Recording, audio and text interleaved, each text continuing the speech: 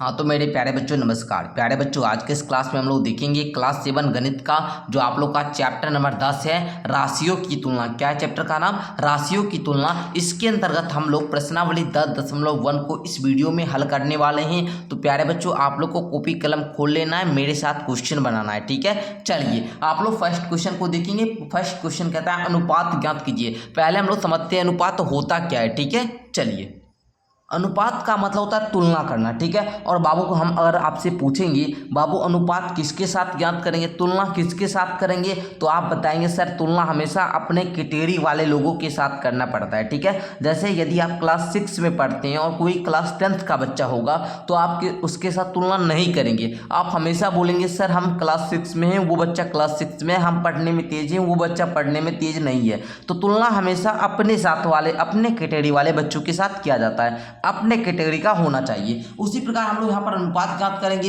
है ना। तो यहाँ पर देखेंगे तो 3 केजी का है और ये 600 ग्राम का है, मतलब 3 केजी का 600 ग्राम से क्या करना है, अनुपात ज्ञात करना है। तो बताइए अनुपात ज्ञात होगा? नहीं, क्योंकि अगर अनुपात ज्ञात करना है तो दोनों को समान करना पड़ेगा। जैसे ये ग्राम में है तो इसको भी क्या ग्राम में करना पड़ेगा, ठीक है, क्योंकि दोनों कैटेगरी मिलना चाहिए, ठीक है। तो मैं आपको पूछूं कि 3 केजी को ग्राम में बदलिए तो क्या करेंगे सर? आपको पता है, आप लोग जान रहे हैं, क्या जान रहे हैं सर? आप लोग जान रहे हैं कि बाबू 1 केजी में कितना ग्राम होता है सर? 1000 ग्राम होता है, 1000 ग्राम होता है। तो बाबू 3 केजी में कितना ग्राम होगा?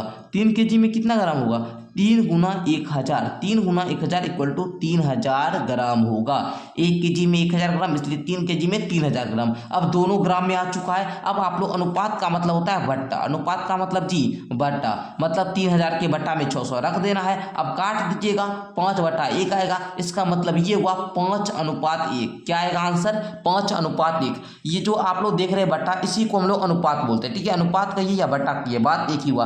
5/1 यानी कि 5:1, ठीक है। इसको आप लोग अनुपात में बदल लिए। अब चलिए उसी प्रकार हम लोग क्वेश्चन नंबर 2 को करते हैं। क्वेश्चन नंबर 2 देखेंगे, कहता है 2 घंटे का 30 मिनट से। ये है घंटे में, ये है 30 मिनट में, ठीक है। ये मिनट में, ये घंटे में, तो घंटे को भी मिनट में चेंज कर लेंगे। देखिए 1 घंटा में बाबू होता है 60 मिनट। क्या होता है जी? 60 मिनट। तो 2 घंटा में कितना मिनट जी? 2 घंटे में कितने मिनट? तो 60 गुना 2 इक्वल टू 120 मिनट। कितना मिनट बाबू? 120 मिनट। जब बाबू आपको 120 मिनट दिया और 30 मिनट से आपको क्या करना तुलना, तो क्या करेंगे सर? 120 में हम लोग क्या करेंगे, 30 से भाग दे देंगे। भाग देंगे तो ये 4/1 के अनुपात में आ जाएगा, मतलब इसको हम लोग बोलेंगे 4:1, ठीक है। चलिए समझे आप लोग। चलिए आगे उसी प्रकार देखिए, कह रहा है क्वेश्चन नंबर 3, 340 सेंटीमीटर का 400 मीटर से, 340 सेंटीमीटर का 4 मीटर से। बाबू आप लोग ध्यान देंगे, ये सेंटीमीटर में है, ये मीटर में है,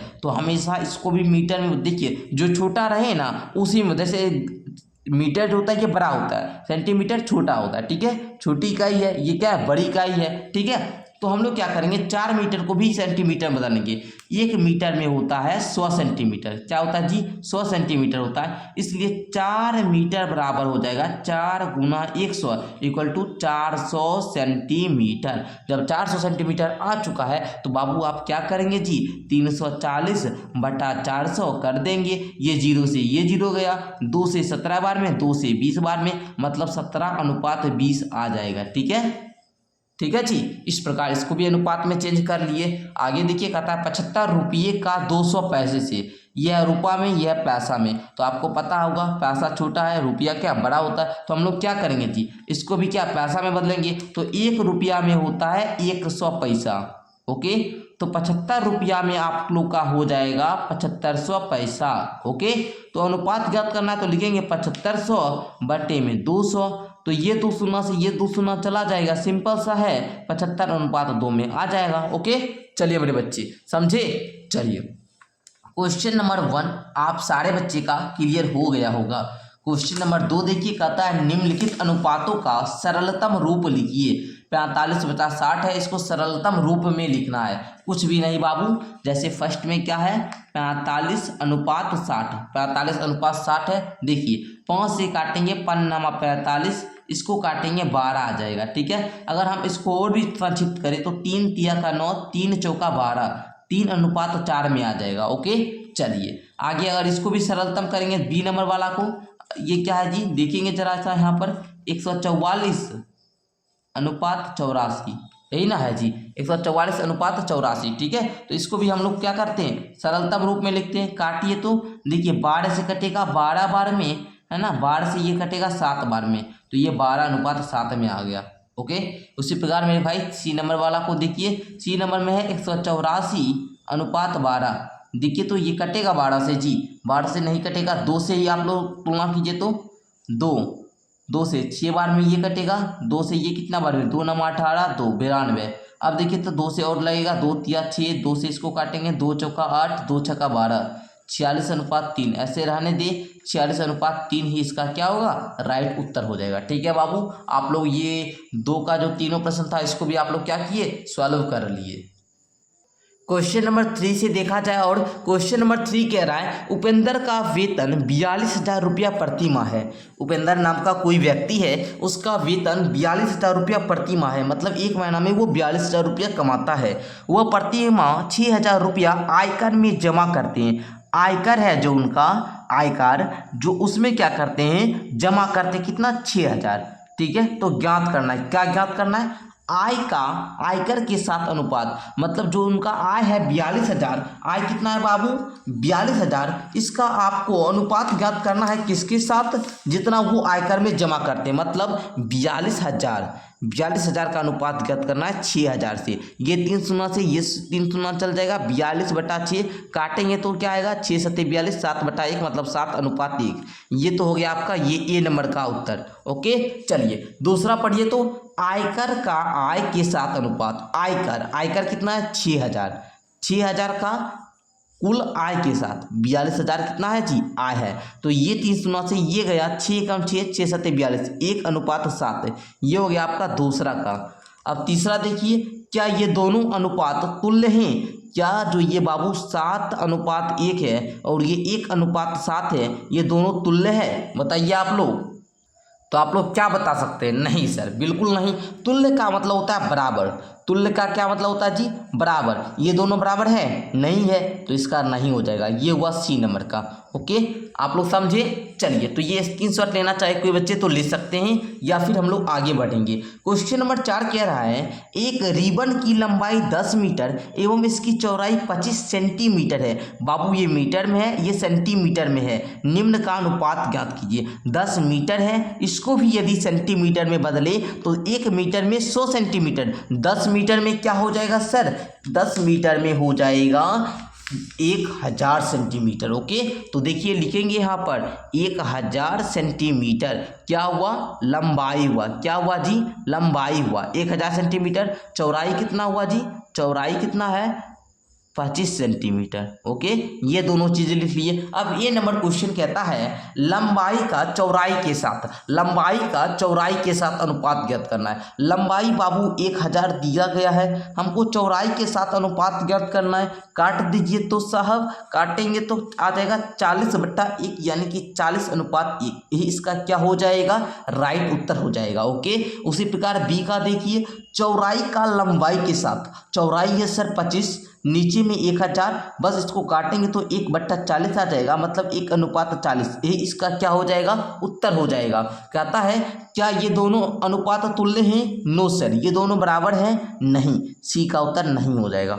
समझे। चलिए आगे देखा जाए, आगे कहता है क्वेश्चन नंबर 5, निम्नलिखित अनुपातों का 2 तुल्य अनुपात ज्ञात कीजिए। प्यारे बच्चों कह रहा है निम्नलिखित अनुपात का 2 तुल्य अनुपात ज्ञात कीजिए। जैसे 3:7 है ना, इसका तुल्य अनुपात क्या होगा जी, मैं आपसे पूछूं इसका तुल्य अनुपात क्या होगा। देखिए जैसे 3:7 है, तो हम लोग तुल्य अनुपात कैसे ज्ञात करेंगे, 3 का पहाड़ा 2 बार पढ़िए 6 आ जाएगा, 7 का पहाड़ा 2 बार पढ़िए 14 आ जाएगा, 6:14 इसके तुल्य है। उसी प्रकार 3 का पहाड़ा 3 बार पढ़िए 9 आ जाएगा, 7 का पहाड़ा 3 बार पढ़िए 21 आ जाएगा। ये क्या हुआ, तुल्य अनुपात हुआ। तुल्य अनुपात आप लोग पता कैसे करेंगे, सर ये तुल्य अनुपात है, तो आप इसको काटिएगा ना तो इसके बराबर आ जाएगा, फर्स्ट वाला के बराबर आ जाएगा, तो इसको भी काटिएगा तो फर्स्ट वाला के बराबर आ जाएगा। तो इसका मतलब हुआ ये तीनों जो है तुल्य अनुपात है। तो ए नंबर का उत्तर इसी प्रकार हो गया। दूसरा देखिए बी नंबर जो है 4:9, इसमें भी वही कीजिएगा, 4 का पहाड़ा 2 बार पढ़िए, 9 का पहाड़ा भी 2 बार पढ़िए, 8:18 हो गया। उसी प्रकार 4 का पहाड़ा 3 बार पढ़िए, 9 का पहाड़ा 3 बार पढ़िए, ये क्या हुआ, तुल्य अनुपात हुआ बराबर, इसको काटिएगा तो इतना ला सकते हैं, ठीक है। 4 तिया 12 और ऐसे इसको काटिएगा ऐसे, 3 चौका 12, 3 नमा 70, 4:9 आया कि नहीं आया, आ गया ना। ये तीनों क्या है, तुल्य अनुपात। तो इस प्रकार प्यारे बच्चों आप लोग क्वेश्चन नंबर 5 को भी सॉल्व किए। अब क्वेश्चन नंबर 6 को देखा जाए प्यारे बच्चों। क्वेश्चन नंबर 6 को आप लोग देखेंगे, बड़ा ध्यान से बड़ा गौर से समझिएगा। कहता है यदि किसी समानुपात के प्रथम 3 पद 3, 5 तथा 12 है तो चौथा पद ज्ञात करे। तो बाबू आप लोग बोलिएगा सर 6 नंबर क्वेश्चन कैसे बनाइए, ठीक है। ध्यान से समझेंगे, कुछ नहीं है क्वेश्चन में। कहता है यदि किसी समानुपात के प्रथम 3 पद है ना, प्रथम तीन पद 3, 5, 12 है तो चौथा पद 3, 5 तथा 12 है तो चौथा पद, मतलब 3:5 समानुपात 12 यहाँ पर नहीं दिया, इसी को पूछ रहा है बाबू। इसका मतलब ये होता है, 3/5, ठीक है। 3/5 बराबर 12 यहाँ पर नहीं है, इसको x मान लेते हैं, ठीक है। x मान ले सर, यस सर। अब देखिए क्रॉस मल्टीप्लिकेशन कीजिए, क्रॉस गुना कीजिए। 3 से x में गुना करेंगे 3x, 5 से 12 में गुना करेंगे 12 × 5 = 60। अब देखिए x बराबर में कट जाएगा ये 20 बार में, तो x का वैल्यू क्या आया, 20 आया। तो इसका राइट उत्तर चौथा पद जो होगा वो 20 ही होगा, ठीक है। चौथा पद क्या होगा जी, 20 होगा। चलिए आप लोग समझे। इस प्रकार आप लोग क्वेश्चन नंबर 6 को भी हल कर लिए। क्वेश्चन नंबर 7 क्या कह रहा है, यदि 3:7 समानुपात, देखिए जब डबल बिंदा ऐसे होगा, चारों बिंदा तो इसको समानुपात पढ़ते हैं, जब ऐसे होता है इसको अनुपात पढ़ते हैं।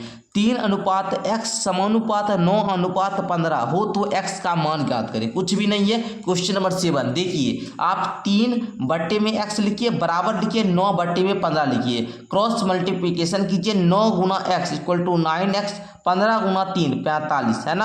अब देखिए x बराबर में 45 बटा में 9 कर दीजिए, 9 × 5 = 45 है ना, 5 आएगा। x का वैल्यू 5 आया, x का मान 5 हो जाएगा, यही इसका राइट उत्तर होगा।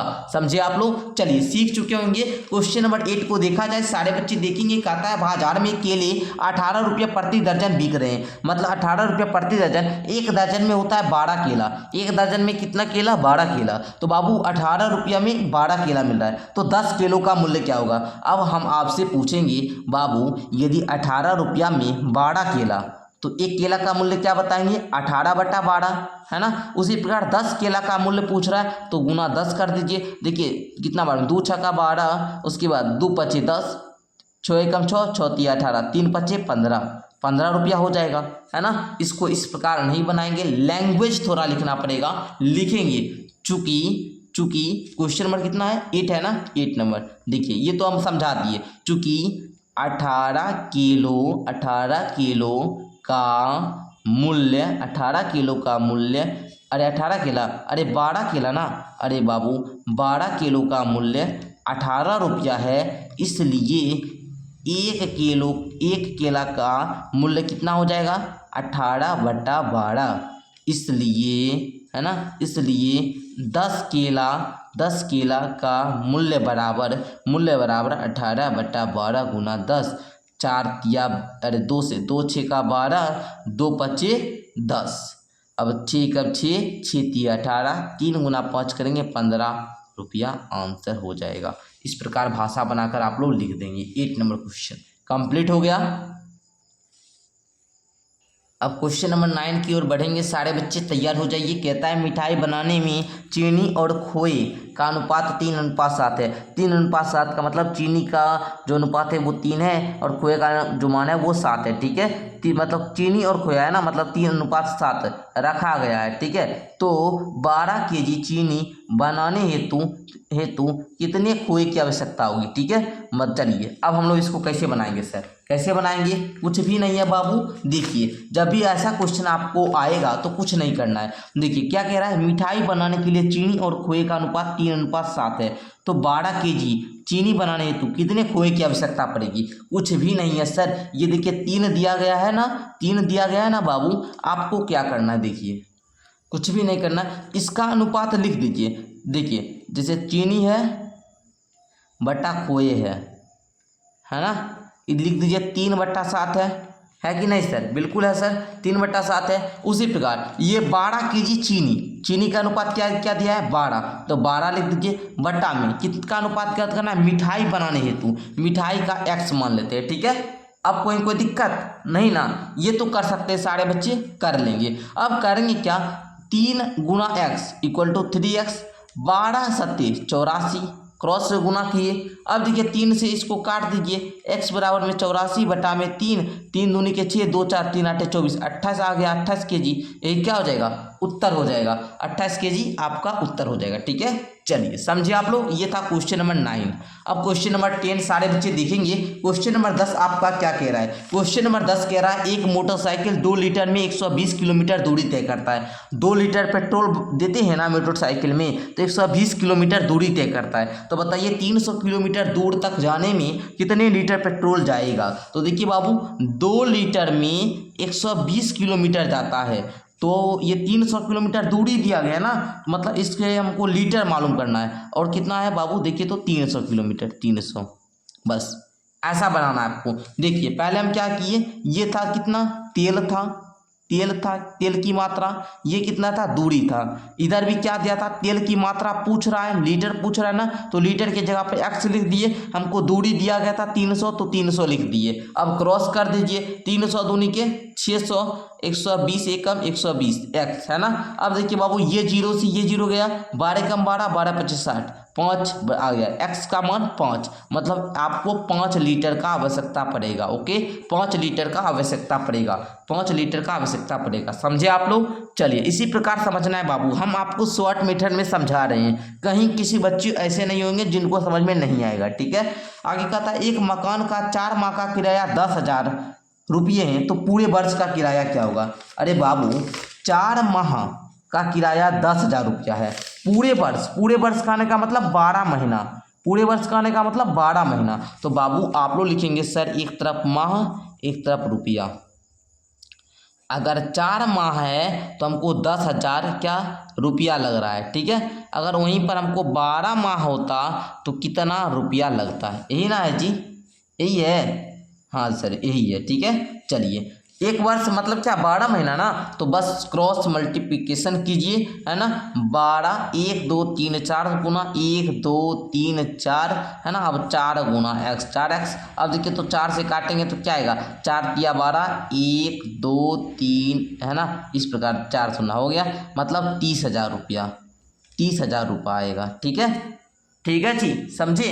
x का वैल्यू क्या आया, 30,000, मतलब पूरे वर्ष का किराया कितना लगेगा, 30,000 रुपया लगेगा। अरे पूरे वर्ष का किराया कितना लगेगा, 30,000। या फिर प्यारे बच्चों आप लोग ऐसे भी समझिए, जैसे यहाँ पर 4 माह का किराया 10,000 है, अगर हम लोग बात करें पूरे वर्ष में कितना महीना, 12 महीना ना, तो 12 में यदि 4 से भाग देंगे 3 आ जाएगा, 3 आएगा कि नहीं आएगा, आएगा ना, 3 आएगा। तो आप लोग 10,000 में 3 से गुना कर दीजिएगा, ऐसे भी 30,000 आपका निकल जाएगा। ठीक है, किसी प्रकार से बच्चों आप लोग को प्रश्नावली 10.1 यहीं पर समाप्त होता है। आप लोग को 10.1 में कहीं भी किसी बच्चे को दिक्कत है तो आप लोग नीचे हमको क्या कर सकते हैं, कमेंट कर सकते हैं, जिसमें जब मैं आप लोग को आगे नेक्स्ट प्रश्नावली 10.2 पढ़ाऊं तो उसमें मैं आपको वो डाउट क्लियर कर दूंगा, आपका नाम भी मैं लूंगा, आपको बता दूंगा ये बच्चे हमको ये कमेंट किए थे, इनको ये क्वेश्चन समझ में नहीं आया, जो सॉल्यूशन आपको मिल गया। तो प्यारे बच्चों आज के लिए इतना ही रहने देते, मेरा डेली क्लास सुबह के 6 बजे होगा। ठीक है, तो आप लोग आके कर लिया कीजिएगा। धन्यवाद जी।